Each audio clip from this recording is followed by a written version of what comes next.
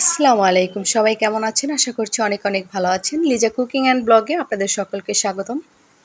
আজকে বাড়ির পাশে যেতেই এত সুন্দর কচু দেখতে পেলাম, মানে কচু শাক খেতে ইচ্ছে করলো। তো যাই হোক, কচুগুলো তুলে এনে খুব সুন্দর করে কেটে পরিষ্কার করে ধুয়ে নিচ্ছি।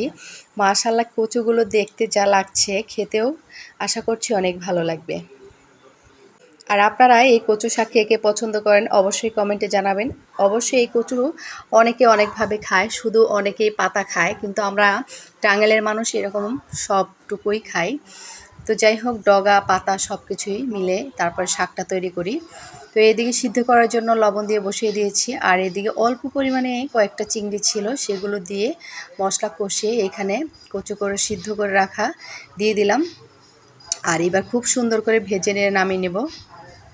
তো মোটামুটি খুব সুন্দর করে কচু শাকটা রান্না করা হয়ে গেছে। মাশাআল্লাহ, খেয়ে দেখেছি অনেক স্বাদ হয়েছে। আর এতে কাঁচামরিচ এবং রসুনটা তেলটা বেশি দিতে হয়, তাহলে কিন্তু গলা চুলকায় না। আর আপনারা পারলে একটু লেবুর রস দিয়ে দিবেন, তাহলে কিন্তু আরও ভালো লাগবে।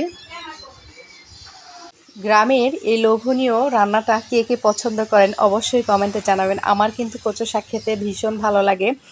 তারপরেও অনেকে আছে এভাবে খায় না, অন্যভাবে খায়।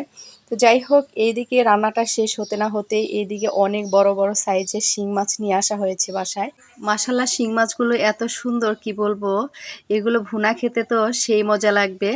তো যাই হোক, এগুলো মারার জন্য কিছুটা পরিমাণে লবণ দেওয়া হয়েছে। লবণ দিলেই কিন্তু শিং মাছগুলো মরে যায়, খুব সুন্দরভাবে তারপরে কাটা যায়। আর অনেক বড় বড় সাইজের শিং মাছগুলো মাশাল্লাহ খেতে দারুণ লাগবে। আপনাদের কার কার এই মাছ পছন্দ অবশ্যই কমেন্টে জানাবেন। আর এই মাছটা খেলে কিন্তু শরীরে রক্ত বাড়ে।